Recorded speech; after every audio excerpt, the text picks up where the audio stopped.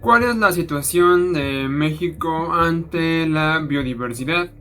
Y ante este panorama de que México es un país megadiverso, es decir, que tiene casi todos los climas que se pueden encontrar en el mundo, están en México.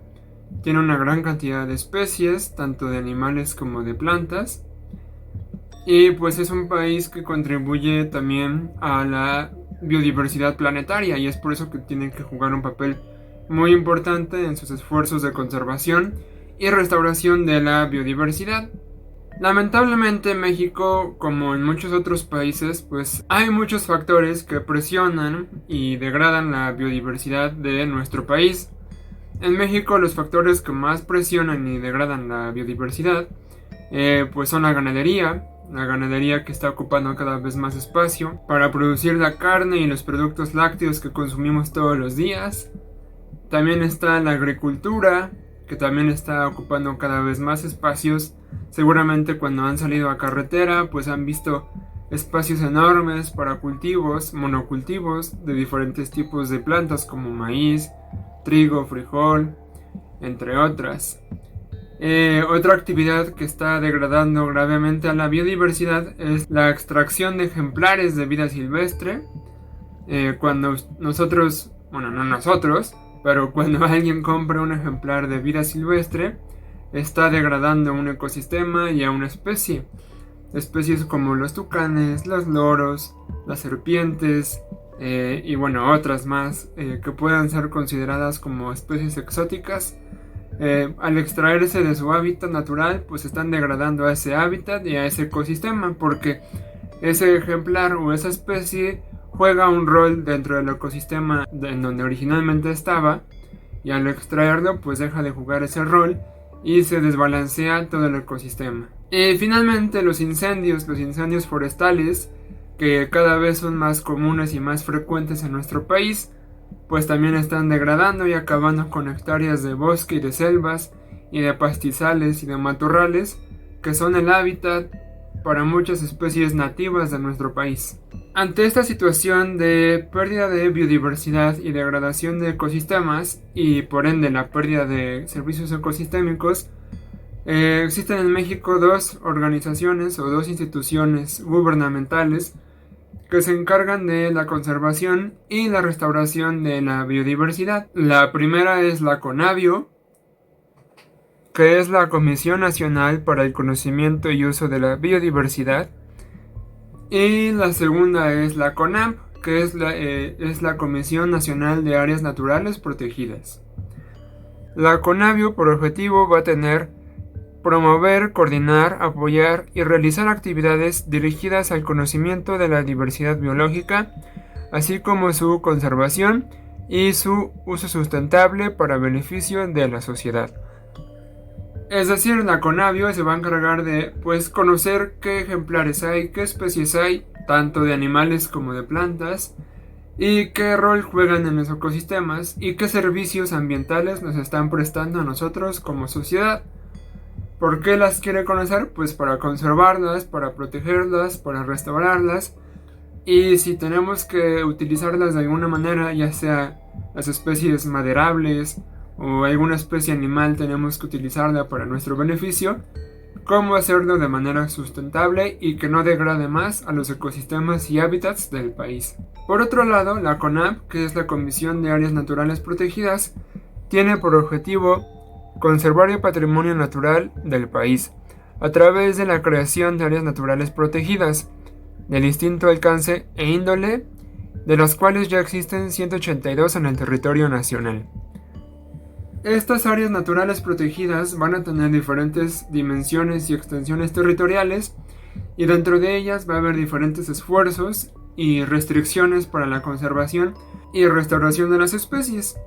Dentro de estas 182 tipos de áreas naturales protegidas se pueden desglosar en diferentes categorías. Las primeras son las reservas de la biosfera, con 44. Las segundas son las áreas de protección de flora y fauna, con 40. Los santuarios, que son 18. Las áreas de protección de reservas naturales, que son 8. Los monumentos naturales, que son 5. Y los parques nacionales, que son 67. Cada uno de ellos tiene diferentes alcances y limitaciones en cuanto al uso y preservación de las áreas naturales de México. Y las áreas naturales no nada más son dentro del territorio físico terrestre, sino también se extienden a territorios marítimos y oceánicos. Vamos a ver en este video un poco de lo que se hace en las reservas de la biosfera. Las reservas de la biosfera son espacios territoriales en el país en donde se van a llevar a cabo diferentes esfuerzos y diferentes usos de los elementos naturales. El primer gran punto u objetivo de una reserva de la biosfera es la conservación. La conservación de especies endémicas, es decir, nativas de un lugar y que no existen en ningún otro lugar en el mundo y que por ende tienen una gran importancia para el país. También van a tener un objetivo o una finalidad de investigación, es decir, diferentes instituciones educativas o científicas pueden entrar a las reservas de la biosfera a realizar actividades de investigación, pues para conocer mejor las especies y a los hábitats y saber cómo conservarlos. No obstante, también dentro de las reservas de la biosfera se pueden realizar actividades de desarrollo económico para las comunidades que ya vivían ahí. Generalmente son comunidades indígenas o autóctonas las que viven junto o dentro de las reservas de la biosfera, y pues ellas pueden realizar diferentes actividades económicas siempre y cuando no degraden a las especies y a los ecosistemas en donde están. Estas actividades de desarrollo económico pueden ser, por ejemplo, ecoturismo, talleres de educación ambiental, senderismo, entre otros, que pues no degraden más al ecosistema. Y finalmente, en una reserva de la biosfera también se realizan actividades de educación a través de visitas guiadas, a través de documentales, a través de talleres de educación ambiental. Y pues esta finalidad de proveer educación es también para que la población en general conozca las especies, a los hábitats y a los servicios que ellos brindan a la sociedad y la importancia de conservarlos. Una reserva de la biosfera se divide en tres zonas: la zona núcleo, la zona tapón y la zona de transición. Cada una de estas zonas tiene diferentes límites y alcances, y dentro de cada una de ellas se pueden realizar diferentes actividades. En la zona núcleo, los ecosistemas están estrictamente protegidos, contribuyendo a la conservación del paisaje, especies y variaciones genéticas. Es decir, en esta zona núcleo no se puede realizar nada. Es una zona en donde nadie puede entrar, en donde no se pueden realizar ningún tipo de actividad, y se delimitan específicamente para la conservación y restauración de alguna especie o especies. En la zona tapón se realizan actividades sustentables de turismo, educación, recreación e investigación. Es decir, en esta zona ya puede haber presencia de comunidades humanas y de visitas guiadas, siempre y cuando no perturben al ecosistema local.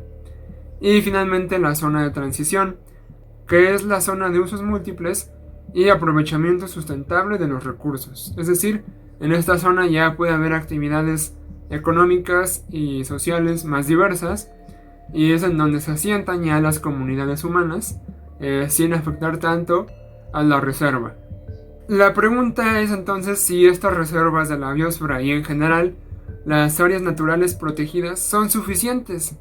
Pues de acuerdo a la norma oficial mexicana 059 Semarnat, que tuvo su última actualización en el 2010, hay especies, tanto animales como vegetales y otras, que ya están extintas, en peligro de extinción, amenazadas o que requieren protección especial. De acuerdo a esta norma, que por cierto ya tiene 10 años de su última actualización, en México ya hay 48 especies extintas de las que se conocían hasta antes de la creación de esta norma. Hay 473 especies en peligro de extinción y hay 881 especies amenazadas. Y por último hay 1179 en condición de protección especial. Es decir, que los esfuerzos de estas áreas naturales protegidas tienen que intentar conservar al mayor grado posible estas especies en peligro, amenazadas o que requieren protección especial, porque si las perdemos, perderemos también los servicios ambientales que ellas nos proveen. Lamentablemente, como saben, en este sexenio, en esta administración federal, la CONAP y la CONABIO han perdido el 75% de sus recursos y se teme que al perder estos recursos económicos, pues también se pierdan las funciones esenciales de estas instituciones y las áreas naturales protegidas y las otras actividades que llevan a cabo. ¿Qué pasará si nos quedamos sin estas instituciones? De por sí ya nuestra biodiversidad está amenazada y había esfuerzos para conservarla, pero ahora se está perdiendo este esfuerzo. La pregunta es entonces, ¿cómo desde nuestras disciplinas, profesiones, podemos ayudar a conservar y a preservar la biodiversidad de nuestro territorio y de nuestro país?